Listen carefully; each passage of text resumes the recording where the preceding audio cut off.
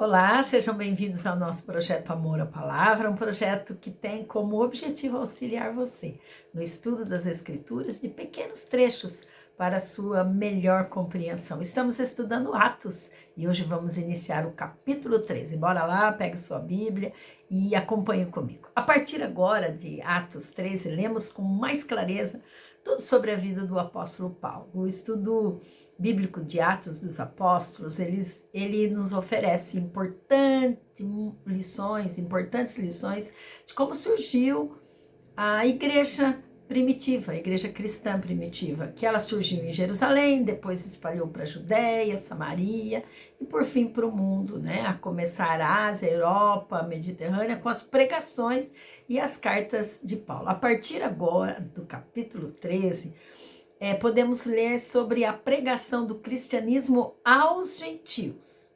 E os missionários enviados eram fortemente influenciados pelo Espírito Santo para que o evangelho fosse espalhado. Então, a Atos 13 começa a sessão que nós podemos chamar Atos de Paulo, já que o apóstolo se torna agora a figura principal desse livro a partir desse capítulo. Pegue sua Bíblia então, vamos lá, Atos 13, verso 1. Na igreja de Antioquia havia profetas e mestres, Barnabé, Simeão, chamado Níger, Lúcio de Cirene, Manaém, que fora criado com Herodes, algumas traduções diz Colasso de Herodes, que quer dizer irmão de criação de Herodes, o tetrarca, e também Saulo, que a partir de agora vai ser chamado de Paulo. Enquanto adoravam ao Senhor e jejuavam, disse o Espírito Santo: separem-me Barnabé e Saulo para a obra a que os tenho chamado. Bem, estavam num período de oração, num período de jejum, que era uma prática muito comum na igreja primitiva, porque isso já vinha do judaísmo, né? E o jejum era feito para ajudar os cristãos a se concentrarem naquilo que eles estavam levando a Deus em suas petições. Então, o intuito do jejum era o de se consagrar mais ao Senhor e evitar toda distração e ficar focado nas coisas espirituais. Então, eles estavam assim, totalmente focados para saber aquilo que o Espírito Santo queria para a vida deles. E enquanto eles estavam orando e jejuando, o Espírito falou ao coração deles: bem, separem esses dois homens, Saulo e Barnabé, porque eu tenho uma obra importante para eles. O verso 3 diz assim: assim, depois de jejuar e orar, o que fizeram? Impuseram as mãos e os enviaram. Veja que coisa maravilhosa, tudo rapidamente em obediência ao Senhor. E eles impuseram as mãos porque era uma forma pela qual a igreja primitiva reconhecia e confiava uma missão a alguém que era chamado por Deus, né? O verso 4 diz assim: enviados pelo Espírito Santo, desceram a Seleucia e dali navegaram para Chipre.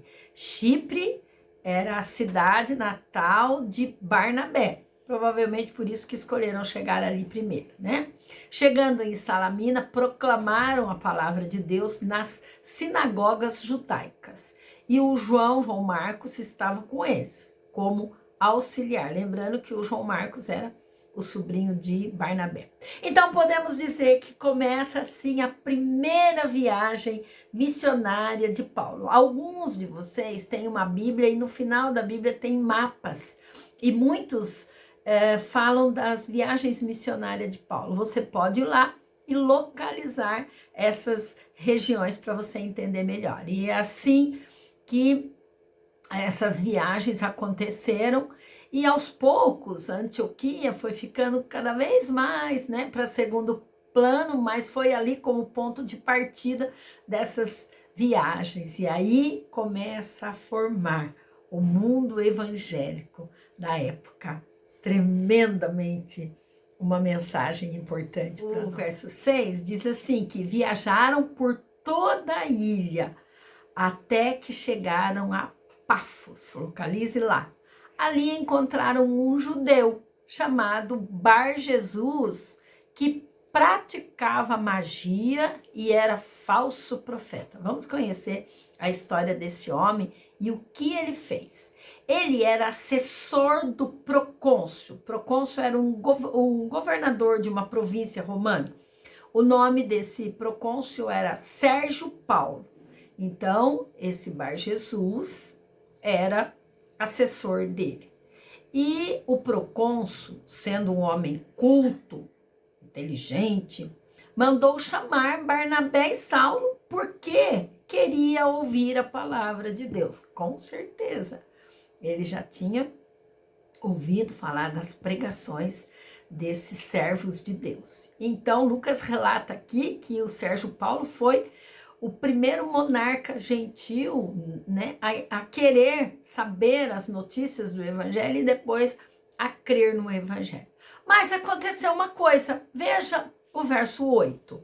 Mas esse Bar Jesus, também chamado Elimas, o mágico, esse nome, Elimas, esse nome foi dado por seus amigos gregos, mas o nome dele era Bar Jesus, então não são duas pessoas, a mesma pessoa. Bar Jesus significa filho da salvação, por isso que o apóstolo Paulo vai entrar em contenda com ele, daqui a pouquinho nós vamos ver. E então ele era um falso profeta, não porque ele fazia predições, por exemplo, erradas, mas porque falsamente ele se proclamava ser um profeta. Era uma prática costumeira dos governantes terem mágicos, astrólogos, né, lá junto com eles. Então, o Paulo Sérgio era esse procônsul e tinha esse Elimas, esse Bar Jesus lá com ele, né?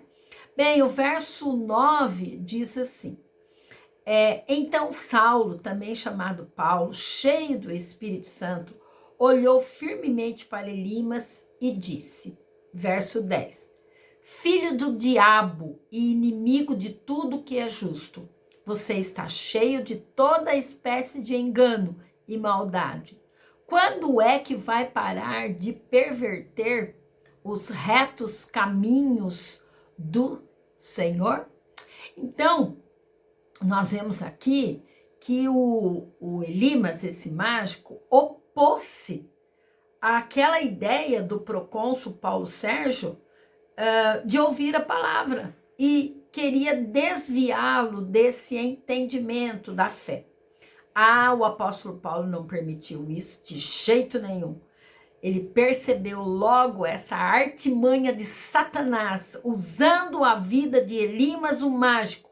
Então ele olhou firmemente para ele e o chamou de filho do diabo, inimigo de tudo que é justo.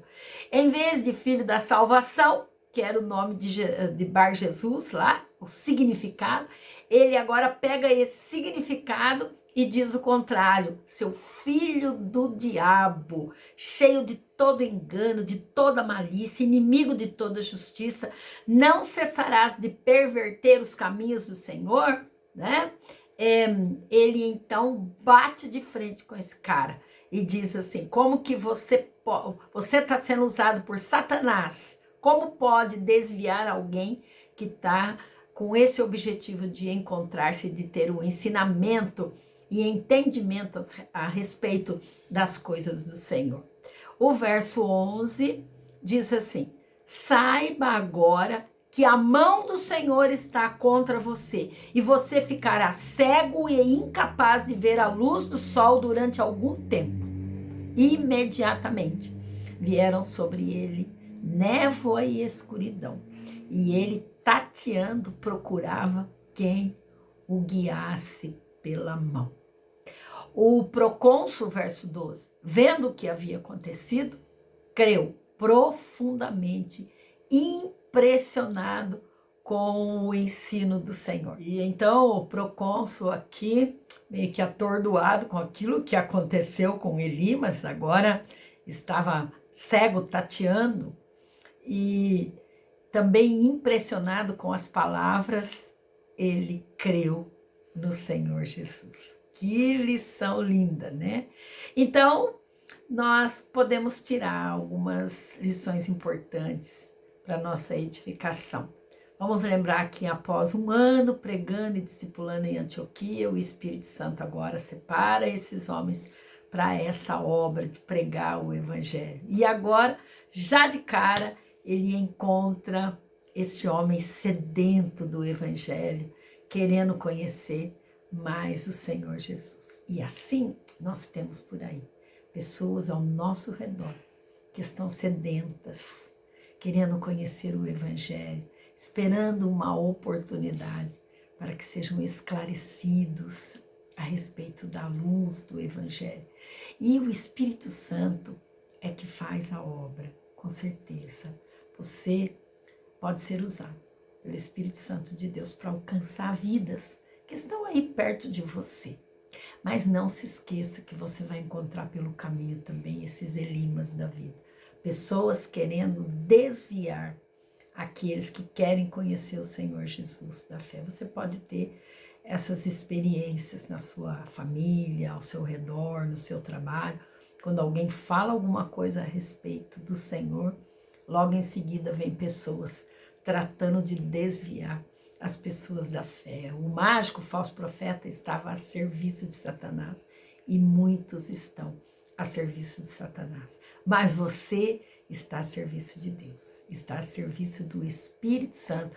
Quando você conhece essa verdade, você vai fazer oposição àqueles que querem o mal das outras pessoas, né? O falso profeta sabia aquilo que Paulo estava pregando, sabia que aquilo era a verdade, mas ele fazia oposição, no caso lá, por causa dos seus interesses, e muitos não têm interesse que a pessoa mude de vida, porque o Evangelho traz mudanças radicais na vida das pessoas, né? Então, nós podemos ficar com essa lição. O Espírito Santo, ele quer nos usar. Ele quer usar a minha e ele quer usar a sua vida. Mas você precisa orar, porque ao nosso redor, ao seu redor, tem aqueles também que querem que as pessoas se desviem, e eles o fazem com péssimo testemunho, eles o fazem com palavras radicais, com palavras de descontentamento, digamos assim, de desencorajamento para que essas pessoas sigam o Senhor Jesus. Mas o Senhor Jesus está com os braços abertos para aqueles que o recebem com todo o seu coração. Na viagem missionária de Paulo, o interesse dele era levar Jesus, era pregar Jesus, era anunciar Jesus, o Filho do Deus vivo, do Deus eterno. Essa deve ser a nossa pregação. Esse deve ser um anseio da nossa alma, sermos usados pelo Espírito Santo para anunciar essa verdade. Só o Senhor Jesus salva. Só o Senhor Jesus liberta. Deus abençoe sua vida e medite nessa palavra.